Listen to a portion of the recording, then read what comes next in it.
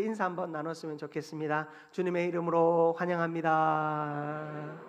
환영합니다. 한 번만 더 이렇게 인사 나눌까요? 주님이 우리의 기쁨이 되십니다. 아멘.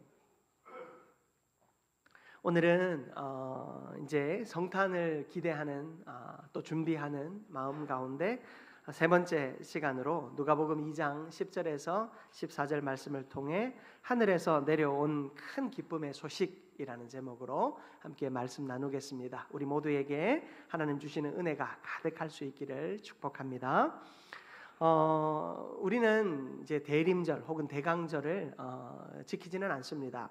그러나 천주교회나 또 가까이 통합 측 교단에서는 이 절기들을 지키는데 이 세 번째 이 대림절의 예배가 있는 그 주일을 기쁨의 주일이라고 말합니다.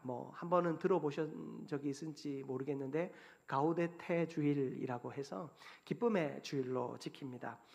이 기다림과 준비의 시간 속에서 우리는 하나님이 우리에게 주시는 큰 기쁨을 묵상합니다. 바로 그 날이 오늘이지요.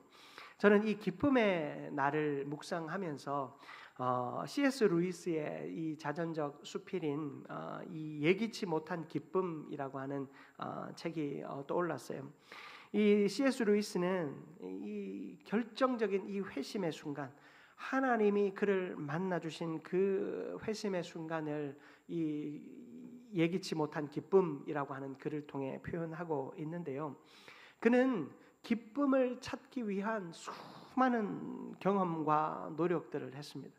그러나 그 기쁨을 찾았다라고 하는 그 순간, 사실은 그 순간 기쁜 것으로 끝나버리고 지속적인 기쁨이 없다라는 사실을 깨닫게 됐어요. 그래서 그는 이렇게 말합니다. 내가 기쁨을 붙잡으려 하면 할수록 기쁨은 나에게서 도망갔습니다. 그러나 하나님을 향해 마음을 돌렸을 때 이미 그 기쁨은 나를 찾아오고 있었습니다. 그 책에서 그가 이 순간적인 그 기쁨들을 누린 그 여러 예들을 기록하고 있어요. 그런데 그것을 보면 그 기쁨은 어디에서 오는가? 소유에서 오더라라는 거예요. 그런데 소유에서 오는 그 기쁨이 그 소유하는 그 순간부터 실망으로 이어지더라라는 것을 깨달았어요. 여러분, 나비가 너무 예뻐서, 이 C.S. 루이스의 말이에요. 나비가 너무 예뻐서 이 그 나비를 잡아가지고 아주 원형을 가장 원형에 가깝게 보존하여 박제를 했다라고 보십시다. 그런데 너무 나비가 예뻐서 그것을 잡아서 박제를 했는데 그것을 소유했다라는 그 기쁨은 잠시고 그것이 생명이 더 이상 없다라는 것에서부터 그는 실망을 느끼기 시작했어요. 너무 예뻐서 잡아두었더니 그리고 그것을 박제했더니 박제를 왜 합니까? 썩지 말라고, 그 예쁜 모습이 사라지지 말라고 박제를 하는 거잖아요. 인공적으로 그 생명을 완전히 소멸시켜서 더 이상 썩지 않도록 가공해서 그것을 박제를 시킵니다. 그런데 그 순간부터 그것이 생명이 없다라는 그 사실을 깨닫는 그 순간부터 실망과 절망이 찾아오더라는 거예요. 우리가 한 번쯤 그런 경험 있으시죠? 우연하게 찾아간 곳이에요. 내가 작정하고 간 여행은 아니고 다 같이 그냥 우르르 끌려간 여행이었는데 그곳에서 너무 기쁜 즐거움을 맛봤어요. 그리고 한 장소에서 너무 예쁘고 아름다움을 맛봤어요. 그래서 내가 작정하고 다음 해에 우리 가족들이랑 같이 가야지 하고 작정해서 갔더니 그때 그 감정이 하나도 없더라 하는 그 경험을 한 번쯤은 해보셨을 것입니다. 여러분, 기쁨이라고 하는 것은요, 그것을 소유해서 누리는 것이 아니라 내가 그곳에서 누리고 만끽하게 하시는 무언가가 있더라는 것을 보게 되는 거예요. 이 C.S. 루이스는 바로 그러한 존재가 하나님이셨음을 비로소 깨닫게 돼요. 루이스는 기쁨은 추구해서 얻는 것이 아니라 하나님이 자신을 찾아오실 때 비로소 임하는 선물이다. 그는 그 책에서 이런 표현을 해요. 사냥개가 마치 자기를 추격하고 오듯이 하나님의 은혜가 자기를 추격하고 있었다는 거예요. 자기가 기쁨을 위해서 무언가를 끊임없이 소유하고 끊임없이 경험하려 하였는데, 소유하고 경험했지만 결국에 그것은 지속적인 기쁨을 줄 수 없다라는 것을 깨달았을 때 비로소 뒤를 돌아보니 하나님이 끊임없이 자기를 위하여, 자기를 사랑하셔서 자기에게 은혜 주시기 위하여 사냥개처럼 추격해 오시더라라는 사실을 비로소 깨닫게 된 거예요. 그래서 그는 불가항력적으로 하나님을 만나게 되고 그 은혜를 경험하게 됐어요. 내가 보고 누리고 만지고 맛보는 모든 것이 그 속에서 하나님이 계시기에 기뻐할 수 있었고, 하나님이 그것을 나에게 주셨기에 감사할 수 있었다라는 것을 비로소 깨닫게 된 것입니다. 예수 그리스도의 오심은 바로 그러한 은혜의 선물이요, 은혜의 현장입니다. 나는 끊임없이 도망치려 했고, 나는 끊임없이 세상의 무언가를 소유하려 하였지만 내 공허함과 내 두려움과 또는 나의 어떤 부족함 앞에서 무언가를 소유하면 그것이 채워지고 무언가를 소유하면 행복해질 것 같았던 내 마음 가운데 소유해도 보아도 만져도 부족한 그 내 마음 속에 예수 그리스도는 십자가라고 하는 처절한 사랑으로 우리 가운데 찾아오셨다라는 사실입니다. 그러한 예수 그리스도로 말미암아 우리는 세상이 주지 못하는 기쁨을 누렸습니다. 오늘 이곳에 계신 우리 사랑하는 성도 여러분, 그 기쁨과 그 은혜를 함께 누릴 수 있는 우리 모두가 되기를 주님의 이름으로 축복합니다. 짧게 제가 세 가지만 살펴보겠습니다. 첫 번째로, 하나님의 기쁨은 두려움의 자리에 임합니다. 여러분, 오늘 본문 9절을 한번 보십시오. 9절을 보면 주의 사자가 곁에 서고 주의 영광이 그들을 두루 비추매. 오늘 우리가 읽었던 본문은 아니지만 바로 앞쪽에 있는 말씀이죠. 주의 사자가 곁에 서고 주의 영광이 그들을 두루 비추매 크게 무서워하는지라. 지금 이들이 천사를 만나고 구원의 소식을 만났지만 지금 그들의 상황은 큰 두려움과 무서움의 상황이다라는 것입니다. 하나님은 언제나 두려움의 장소에서, 무서움의 장소에서 기쁨을 시작하게 하십니다. 여러분 잘 아는 야곱은 어떻습니까? 그는 도망자의 삶을 살았습니다. 하나님이 가만히 있으면 은혜 주실 것인데, 형보다 동생에게 분명 하나님의 역사를 이루시겠다 말씀하셨는데 서둘렀습니다. 형이 가진 장자의 권한을 빼앗았고, 그리고 아버지의 축복을 가로챘습니다. 가만히 있어도 하나님이 은혜를 주실 텐데 그는 서둘렀습니다. 그랬더니 그의 삶은 도망자의 삶이 되었습니다. 가장 완벽한 하나님의 시와 때가 있었을 테지만 서두르고 또 앞서고 그리고 훔침으로 자신의 머리를 쓰므로 그는 편안하게 상속자의 삶을 누리지 못하고 도망자의 삶을 누렸습니다. 그러나 성경은 이 또한 은혜였음을 이야기합니다.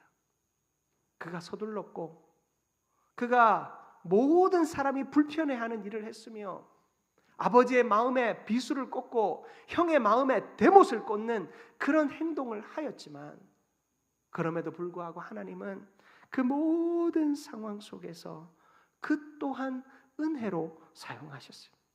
광야에서 편안한 잠을 자지 못했습니다. 성경은 그가 돌베개를 베고 누웠다라고 말합니다. 그 모습 자체가 얼마나 불편합니까? 그는 돌베개를 베고 누웠습니다.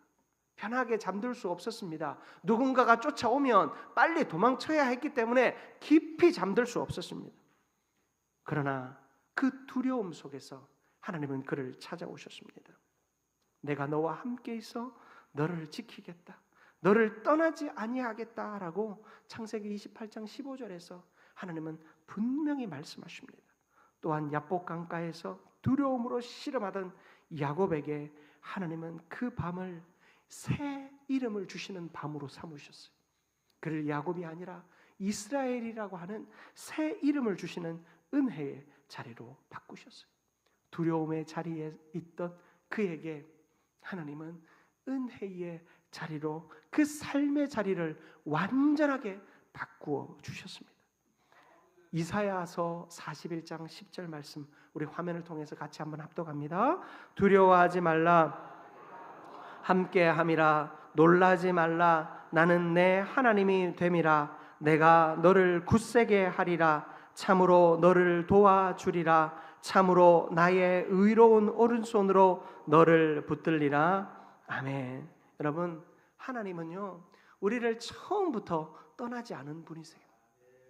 C.S. 루이스는 비로소 두려움과 근심과 걱정과 고통의 자리에서 자신을 끊임없이 추격하시는 하나님을 만났어요. 하나님의 추격하신다는 이야기는 뭐예요? 끊임없이 내가 도망치고 있다라는 거예요. 하나님이 은혜 주시겠다고, 이 민족을 너에게 주시겠다고, 너를 통하여 큰 민족을 이루시겠다고 이미 약속하셨지만 그는 그 약속이 빨리 이루어졌으면 좋겠다. 그 약속을 다른 사람이 훔쳐갈까 봐 두려웠어. 그는 자기가 먼저 그 하나님의 축복을 훔치려 했습니다. 꾀를 내었습니다. 그것으로 인하여 그는 더 큰 고난과 고통의 자리로 들어갔습니다. C.S. 루이스처럼 더 멀리 하나님으로부터 도망치고 있었던 것입니다. 그러나 하나님은 그 자리도 은혜로 사용하셨습니다. 하나님은요 저와 여러분의 삶의 자리 가운데에서 사실은 하나님은 한 번도 떠나신 적이 없으세요. 하나님은 한 번도 여러분을 배반하신 적이 없고 여러분을 향하여 등 돌리신 적이 없으세요.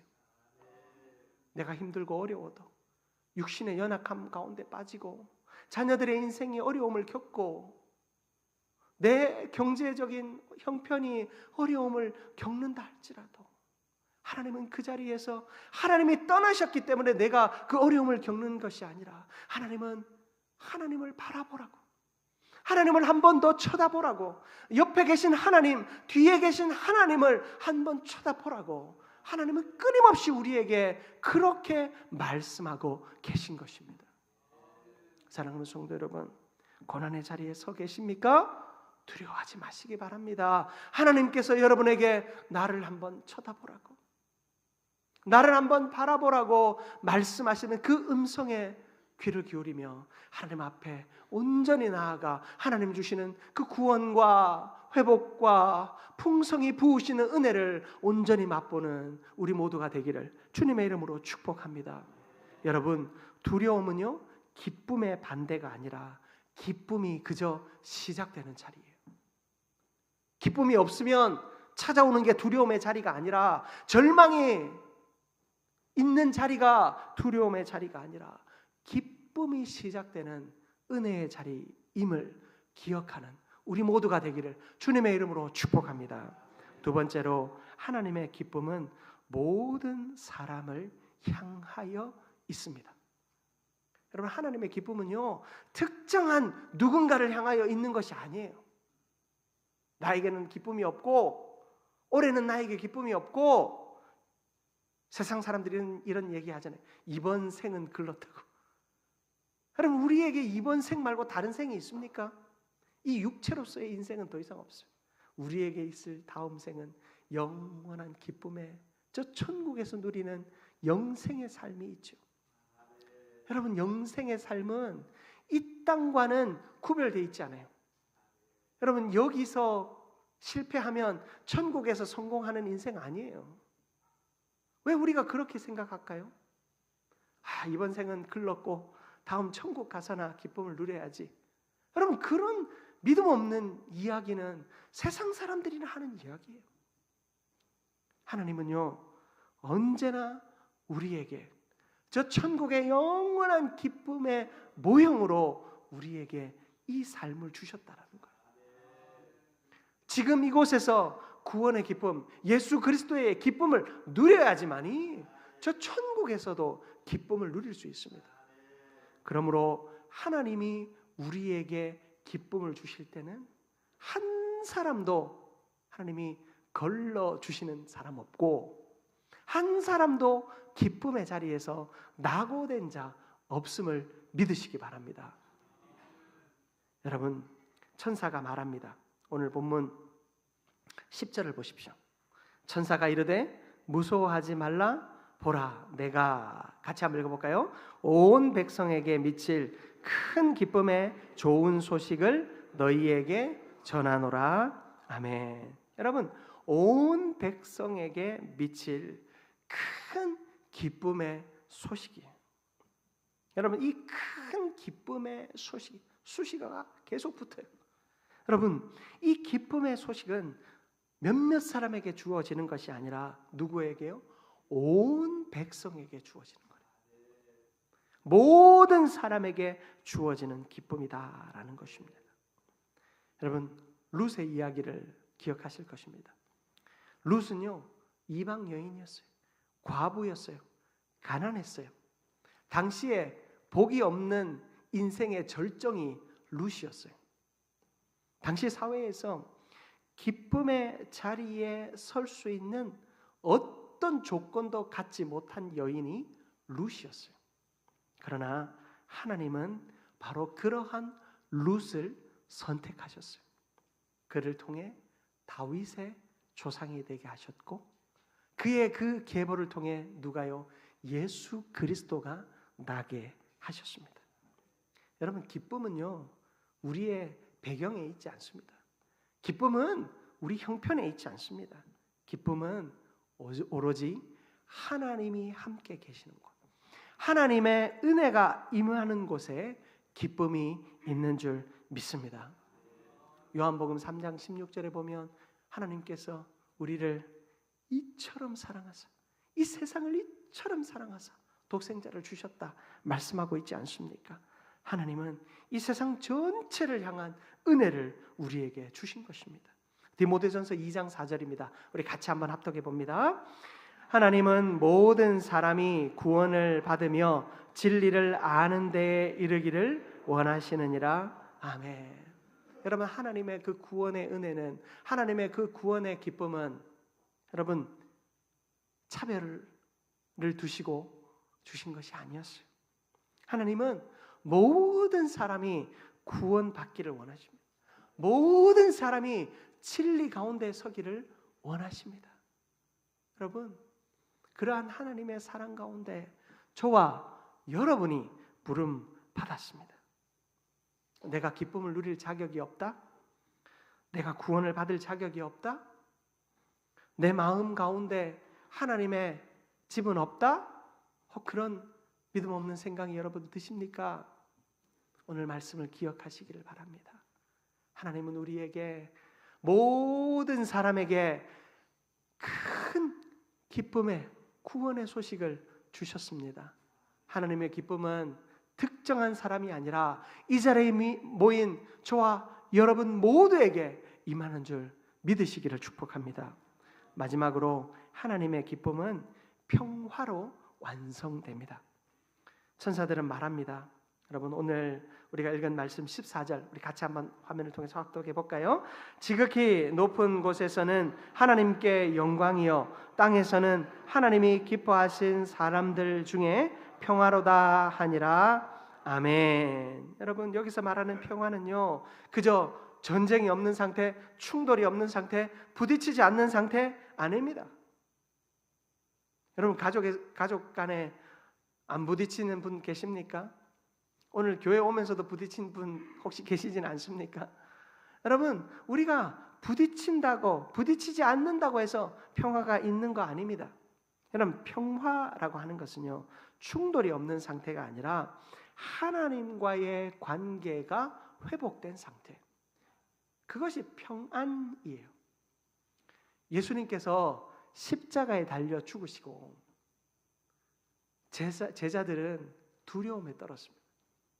예수님이 그들과 함께 있을 때는 행복했습니다. 두려울 것이 없었습니다. 예수님과 함께 있으면 뭐 배고프면 먹을 것이 막 나타나지 않습니까? 오병이어의 기적들이 일어나지 않습니까? 아프면 고쳐주시지 않으셨습니까? 죽으면 살려주시지 않으셨습니까? 예수님과 함께 있으면 모든 것이 다 되는 줄 알았어요. 그런데 예수님을 딱 잃어보니까, 예수님이 십자가에 달려 죽으시는 것을 눈으로 목도하고 그 예수님이 장사 지내지는 것을 본 순간 그들의 마음에는 무엇이 생겼습니까? 두려움이 생겼어요. 그들이 문을 꼭 걸어 잠그고 몇 중으로 문을 걸어 잠그고 숨었어요. 두려웠어요. 그런데 그들에게 부활하신 예수님께서 찾아오셨습니다. 그리고 예수님께서 뭐라 말씀하십니까? 너희들에게 무엇이 있을지어다? 평강이 있을지어다. 여러분, 우리의 평화는, 우리의 평강은 예수 그리스도가 우리와 함께 할 때 있는 줄 믿습니다. 근심의 문제들은 늘 있어요. 자녀들은 늘 속썩이고요. 네. 아내는, 남편은 늘 어떻게 보면 모자라 보이기도 합니다. 너무 커 보이면 내가 자격지심이 생기기도 하고, 부부 가운데에도 그래요. 가정만 보면 그렇습니까?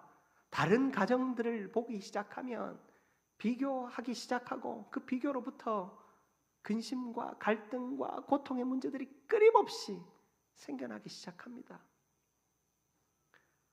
그러나 그 갈등의 문제 앞에서 우리가 평화할 수 있는 것은 예수 그리스도께서 우리를 위해 죽으셨다가 다시 살아나심으로 우리를 구원의 반열로 인도하여 주셨기 때문인 줄 믿습니다.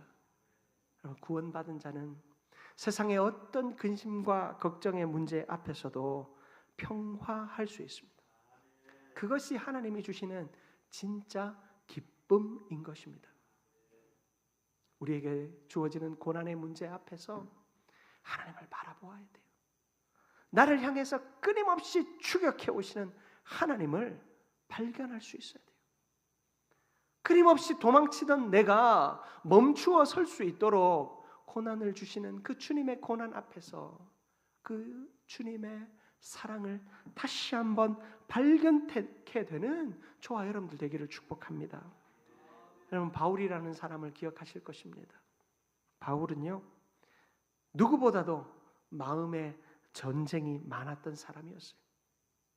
그는 왜 세상 사람들이 하나님을 온전히 믿지 못하는가에 대한 고민이 있었어요. 하나님의 이 율법을 왜 지키지 못하는 것에 대한 불만이 있었어요. 자기는 율법을 잘 알았습니다. 유대교에 대해서 잘 알았습니다. 자기처럼만 하면 걱정이 없고 두려움이 없고 하나님의 이름을 망령되이 일컫는 일이 없을 텐데, 왜 저 사람들은 예수라고 하는 사람들을 쫓아다니면서 이 하나님의 율법을 회방하고 하나님의 나라의 질서를 깨뜨리는가? 그런 답답해 죽을 지경이었습니다. 그래서 예수 믿는 사람들을 찾아가서 죽이고 가두고 겁박하고 예수 믿지 못하도록 했습니다. 그가 끊임없이 싸워냈던 것, 교회를 핍박하는 일, 마음에 분노가 가득하여서 그 분노를 열심으로 풀어내는 그런 그에게 예수님께서 찾아오셨습니다. 다메섹 도상에서 주님이 빛을 비추어 주셨습니다. 여러분, 로마서 5장 1절 말씀입니다. 우리 같이 한번 합독해 보겠습니다.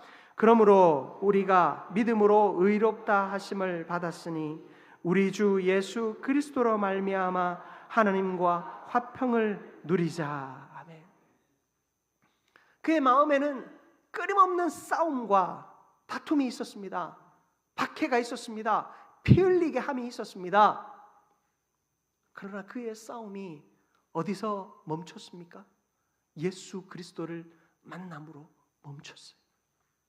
예수 그리스도를 만나니, 빛으로 오신 그 예수님을 만나니 눈을 가리어서 세상을 보지 못하게 하고 주님만 보게 하시니 그의 마음 가운데 진정한 평강이 찾아왔어요.